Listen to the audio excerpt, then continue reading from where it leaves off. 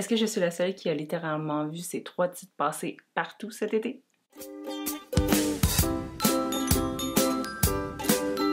Allô à tous, bienvenue sur ma chaîne YouTube. Je suis Kim et je suis très contente de vous accueillir sur ma chaîne qui a connu un nouveau rebranding. Je ne sais pas si vous aviez remarqué les changements, mais dans le fond, j'avais envie de séparer mon compte Instagram personnel de mon contenu de livre. Alors, j'ai créé un compte @helokimi dédié pour les livres. J'ai même changé mon slogan qui était avant « Tout le monde est un lecteur » parce que je trouvais que ça a dû être « Tout le monde est un lecteur, une lectrice ». Donc, je l'ai revu, repensé. Je me suis dit « Hello Kimi, c'est quoi? C'est le plaisir de lire, tout simplement. » Mais avec le nouveau logo, avec le livre qui s'ouvre, avec les plantes, la connaissance qui fleurit, une histoire qui se déploie sous nos yeux, je trouvais qu'il fallait faire un lien avec le logo. Alors, j'ai rajouté le mot « cultiver le plaisir de lire ».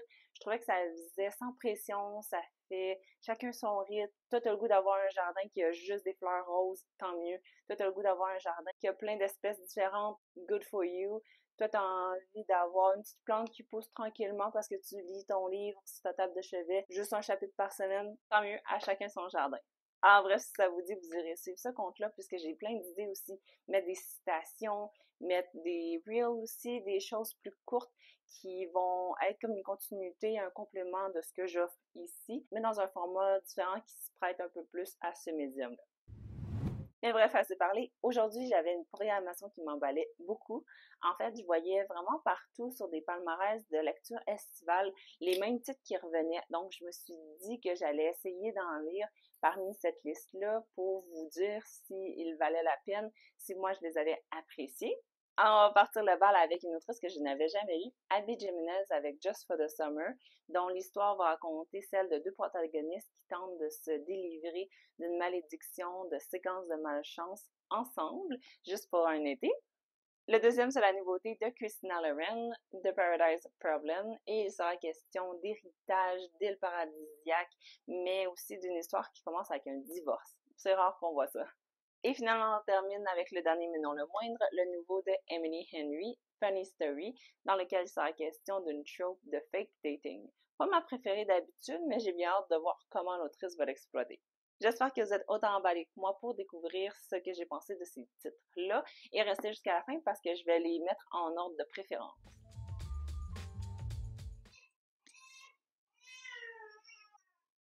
Alors, je vais tout juste de terminer le premier livre qui est Just for the Summer. On va suivre Justin et Emma qui ont comme une mauvaise malédiction qui les suit puisque chaque fois qu'ils datent une personne, dès qu'ils vont rompre, ces ex-là vont trouver leur âme sœur suite à leur séparation.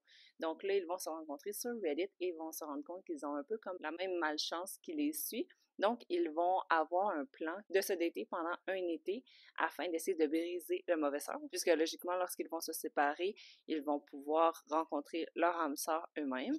Juste ça, j'aimais beaucoup la prémisse, j'avais pas envie de savoir aucune autre chose, mais je savais que ça allait être le troisième livre dans une série, mais qu'on n'avait pas besoin de lire la série. Moi, je l'ai lu tout seul et je l'ai beaucoup apprécié. Ça m'a donné le goût de lire la série. C'est pas nécessaire, mais c'est juste qu'il y a des personnages dedans qui reviennent. Donc, les personnes qui ont lu les autres tomes vont pouvoir reconnaître et déjà avoir un background sur ces personnages-là. Au niveau de mon appréciation, je m'attendais pas à embarquer autant dans l'histoire. Les personnages étaient tellement complexes, détaillés. On voyait jusqu'à leur trauma d'enfance, mais c'était bien amené. Il y a plusieurs trigger warnings, je les avais pas lus avant, mais je vais les laisser dans le bas ici si jamais vous voulez les connaître. Moi, je les avais pas lus avant, puis j'ai vraiment plongé dans leur histoire. C'était vraiment passionnant. Les obstacles aussi, ils étaient vraiment crédibles. On comprenait vraiment bien qu'est-ce qui les gardait loin l'un de l'autre. Les raisons, les motivations, tout faisait vraiment du sens. J'ai beaucoup aimé la plume. Je trouvais qu'il y avait beaucoup de détails, mais comme juste assez. Je savais pas quoi dire. J'ai décrit à mon ami sous le ciel qui aime aussi Emily Henry que c'est la version d'Emily Henry. Si vous l'aimez, vous allez adorer ça. Mais avec le petit quelque chose qui me manque d'habitude chez les livres de l'autre autrice. Donc, c'était vraiment une très belle découverte. J'ai envie de lire tous ces autres livres, même si je pense que c'est objectivement la plus belle couverture. Ça a été vraiment ma meilleure lecture de l'année jusqu'à présent. Oui, encore une romance. Je me suis pris la version audio le 29 juin parce que le lendemain, c'était le 30, la dernière journée du mois, et je voulais qu'il compte dans mes lectures du mois, surtout que je l'avais acheté en juin. Donc, j'aime ça, lire les livres que j'achète la même année le plus rapidement possible. Et c'est ça, j'ai pris la version audio pour m'accompagner dans un petit road trip de 2 heures et demie aller-retour. Puis j'avais les personnages qui me parlaient parce qu'il y avait les deux voix aussi, celle de Justin et celle d'Emma. Donc j'ai adoré l'expérience. Le 29 juin, j'étais à 48% et j'ai eu le temps de lire les 52% restants tout au complet le dimanche 31. Donc ça a été vraiment ce qui a fait aussi en sorte que j'étais vraiment dans l'histoire parce que ça m'a comme accompagné 4 heures dans ma journée. Alors vraiment, ça a été un coup de cœur. Je lui ai donné 5 sur 5. Je suis vraiment contente de l'avoir trouvé parce que c'est ça, il va sûrement apparaître dans mes meilleures lectures de l'année. Salut! Je viens tout juste de terminer The Paradise Problem par Christina Lauren, dans lequel on va suivre Anna Green qui a marié Liam Westerson afin de bénéficier d'avantages pour les résidences étudiantes. Et à la graduation, les deux ont convenu qu'ils allaient divorcer puisque c'était vraiment juste pour les avantages. Tout le long de leur relation, de leurs études, ils étaient pas mal des colocs. Et là, 3 ans plus tard, lorsque Anna va être une starving artist et qu'elle va venir de perdre son emploi dans un dépanneur, Liam, qui lui est professeur réputé dans une université, va venir la voir afin de lui demander une faveur. Effectivement, dans le testament de son grand-père, il était stipulé qu'il devait être marié pendant 5 ans s'il désirait accéder à sa fortune qui était très considérable. Donc, il va demander à Anna si elle peut l'accompagner lors d'un voyage sur une île privée où ce que sa sœur à lui va se marier. Donc, elle va être un peu prise de court puisque ça n'a jamais été question de ça entre eux, mais il va devoir la convaincre et soigner son apparence afin qu'elle puisse s'insérer dans cette société de riches, cette famille très huppée et prétentieuse. Alors, malgré les apparences, ça ne va pas être un défi très facile à remplir.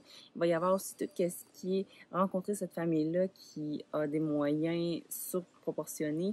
Est-ce qu'ils vont corrompre un peu la pauvre artiste qui a des valeurs et qui a des convictions et qui vient pas du tout de ce milieu-là de gens qui ont de l'argent acheté par les fenêtres?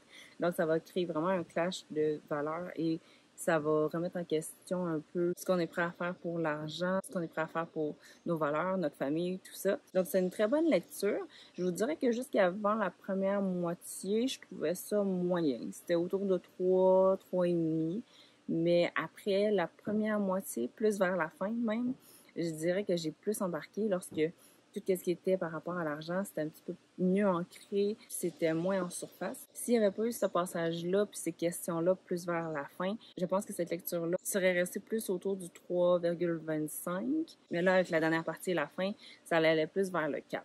Donc, overall, je pense que je lui donnerais 3,75. C'était pas mauvais, je l'ai bien apprécié, mais je pense pas que ça va être une lecture extra marquante. Et les personnages, jusqu'à la première moitié, je pense que je ne m'étais pas vraiment attachée. On dirait que la première moitié, c'était comme une longue introduction. Puis la deuxième, c'était là qu'il y avait plus de viande au niveau des personnages, au niveau de ce qui se passait aussi, au niveau du drama.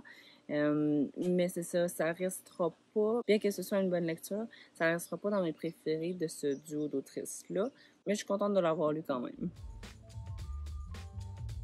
Ce livre était cathartique. J'en reviens pas que j'avais pas envie de le lire avant, mais c'était simplement parce que j'avais pas compris le résumé, qui est celui de Daphne et de Peter, qui sont un couple, qui sont sur le point de se marier, jusqu'à ce que Peter, quelques jours avant le mariage, réalise qu'il est en fait en amour avec sa meilleure amie, Petra.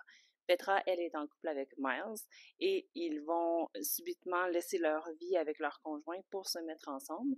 Donc, pour sauver la face, Daphne et Miles vont se mettre ensemble et prétendre qu'ils sont un couple pour comme leur mettre d'en face et un peu les ébranler.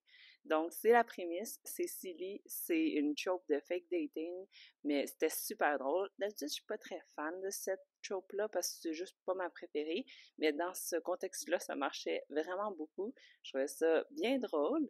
J'ai adoré les personnages, ben, ça dépend lesquels, mais ils étaient super attachants. Daphne, quand elle arrivait à se tenir debout et à s'affirmer, c'était tellement satisfaisant. Miles, c'était un personnage que j'ai beaucoup apprécié, plus que celui, je me souviens pas de son nom, dans Happy Place. J'ai beaucoup aimé aussi que c'était pas seulement une histoire d'amour, mais bien d'amitié, de se faire une vie pour nous-mêmes, de pas dépendre de quelqu'un. J'ai aimé le côté aussi où ce que ça parlait des vieux patterns qu'on tente de ne pas répéter, mais qui parfois la vie nous teste, donc qui apparaissent sur notre chemin et comment qu'on va dealer avec et c'est correct de faire des erreurs. J'ai beaucoup apprécié cet aspect-là et j'aimerais vraiment le relire puisque je l'ai surtout écouté à l'audio, puisque je voulais me dépêcher de le finir avant la fin juillet, et aussi parce que j'étais très dedans. J'aimais vraiment l'histoire. À chaque fois que je la reprenais, j'avais du plaisir et j'avais pas envie de l'arrêter. Donc, la prochaine lecture, quand je vais le relire, ça va être super bon parce que je pense que je vais souligner dedans. Il y avait des très belles phrases bien écrites que j'aurais mis sur un mur de citations. Je trouvais ça très beau. Ça me faisait réfléchir aussi à moi, à mon passé, au comportement en général de personnes que j'ai connues. Je vais juste vous le déballer parce qu'il est tellement beau en rose. Je m'attendais que ce soit en genre de mauve bleu, mais non, il est en rose. Il fit avec mon chandail. Alors ouais, je vous le recommanderais vraiment beaucoup. J'ai pas été déçue. Au contraire, j'ai été surprise parce que je m'attendais pas à l'aimer à cause que je comprenais pas vraiment le résumé puis je pensais que ça allait pas m'aller, mais ouais, je vais peut-être regarder plus de shows fake dating ou du moins je vais être moins sur mes gardes avant de le commencer. Et je suis vraiment contente de l'avoir lu en 2024 parce que jusqu'à présent, c'est mon deuxième coup de cœur 5 sur 5. Je trouve que les romans d'Emily Henry s'améliorent avec le temps, puis c'est vraiment un compliment à l'autrice parce que son ordre de publication et son ordre de mes préférences de ces romans. Alors le premier, Beach Reads, je l'avais pas particulièrement apprécié, j'avais pas aimé l'histoire fictive à même le roman. La deuxième, People We Meet on Vacation, j'avais pas embarqué dans les anecdotes de voyage et les retours dans le temps, passé, présent. Le troisième, Book Lover, c'était mieux, mais il me manquait une petite affaire. Il ne m'a pas marqué non plus. Le quatrième, Happy Place, je l'avais beaucoup apprécié, mais c'était plus pour le groupe d'amis et le chalet que l'histoire d'amour en tant que telle. Et finalement, celui-là, je trouvais qu'il ne manquait de rien. Je l'ai beaucoup aimé. Alors là, je suis plus du tout inquiète pour les prochains romans. Je vais y aller yeux fermés, tête première. J'ai vraiment hâte de voir ses prochaines propositions. Merci d'être resté jusqu'à la fin. Ce vlog-ci aurait pu s'appeler « Je découvre 3 coups de cœur » puisque c'était 3 romances. Je m'étais mis toutes les chances de mon bord. Alors, lequel j'ai préféré parmi tous ceux-là? C'est dur à dire. Le dernier, je vais commencer par ça, celui que j'ai le moins préféré, je pense que c'était celui-ci parce que niveau note, c'était un 4, je pense. Je me souviens plus ce que j'ai dit précédemment, mais c'est lui qui m'a le moins charmé parce que ça a pris un moment avant que ça décolle vraiment. Je dirais environ à la moitié. Donc, pour cette raison-là, je les mettrai de côté. Mais j'ai passé un beau moment et la leçon à la fin était bien. Maintenant, dur choix entre les deux. Ben, je dirais que les deux sont des gagnants parce que ce sont les seuls qui, dans toutes mes lectures de 2024 à date, ont eu la note parfaite de 5 bols de riz sur 5. Donc, juste pour ça, c'est très bon. Mais lesquels que j'ai préféré entre les deux?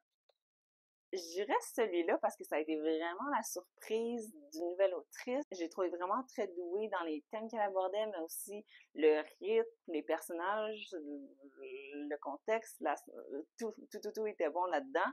Celui-là était très bon, puis ça a été la surprise que je l'ai préféré à tous les autres de ses romans.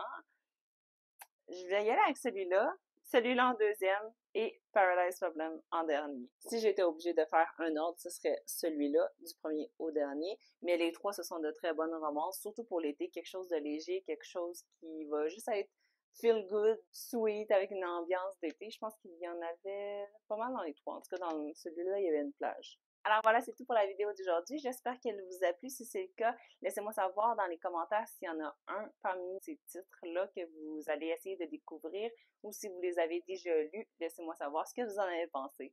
Je vous souhaite une bonne journée. On se retrouve dans une prochaine vidéo. Bye!